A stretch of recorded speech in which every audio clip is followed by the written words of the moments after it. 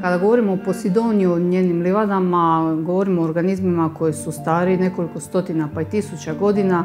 Obaranjem sidara oni se trajno uništavaju. Znači, livade jednom uništene neće se obnoviti u našem životnom vijeku.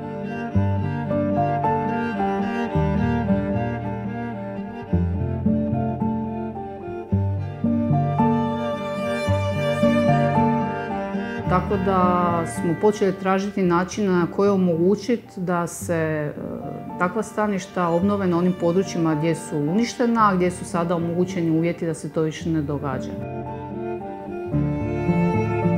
So for our project, we choose a method which consists in the use of modular biodegradable systems. And with these methods, we collect in a donor site a number of cuttings, small plants, and we fix in some way the plants on these modules, and we transfer these modules underwater on the seabed. Once we brought these modules underwater, we fix them to the bottom. We wait until the roots propagate and penetrate the sediments. Smatramo da je ovaj način metode jedan od uspješnijih načina transplantacije, odnosno obnove, zato što je riječ o materijalu koji ima fizičke karakteristike kao plastika, a kako je biorazgradiv ne ispušta štetne tvari u okoliš.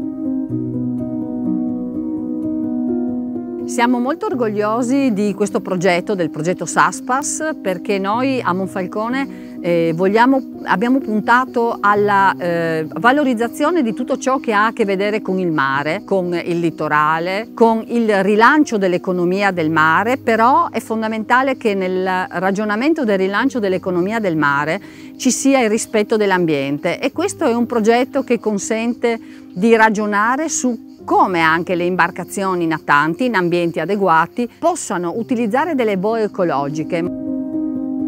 Gli obiettivi principali e fondamentali del progetto sono l'incremento della biodiversità delle coste dei fondali dell'Adriatico. In questo Monfalcone si è impegnato nel posizionamento dei campi boe che permetteranno il reintegro della flora vegetativa sui fondi del mare.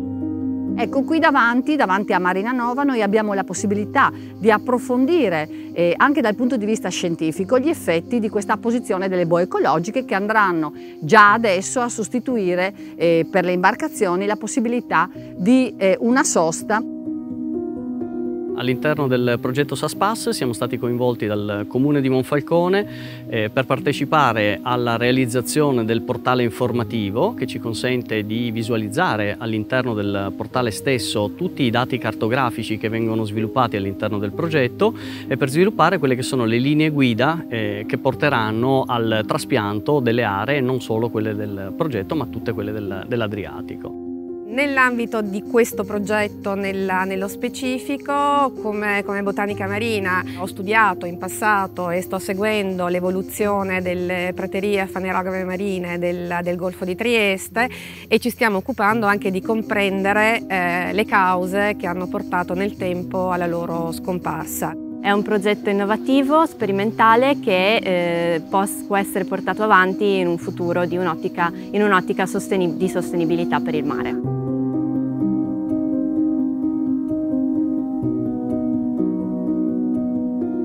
Laboratorijske analize jedna su od aktivnosti praćenja rasta morske trave. U sklopu projekta SASPAS za ovaj dio posla zadužena je neprofitna udruga Korila iz Venecije.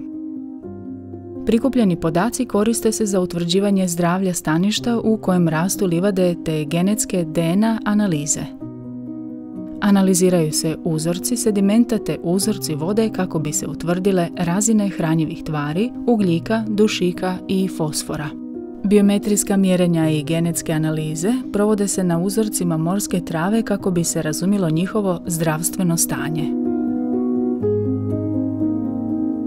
U ovom projektu prije svega želimo podići svijest nautičara i vlasnika brodova o tome na koji način i gdje da se sidre, s obzirom da je sidrenje jedan od glavnih razloga uništavanja habitata morskih cvjetnica.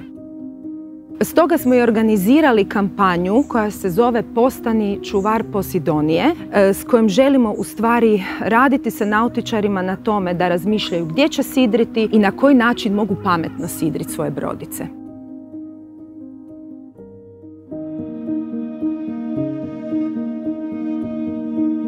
Kornatima se konačno nakon 20 godina uspostavila ekološka sidrišta koja su omogućila da brodovi više ne bacaju sidra, nego da se trajno vezuju na ono što već postoji u moru.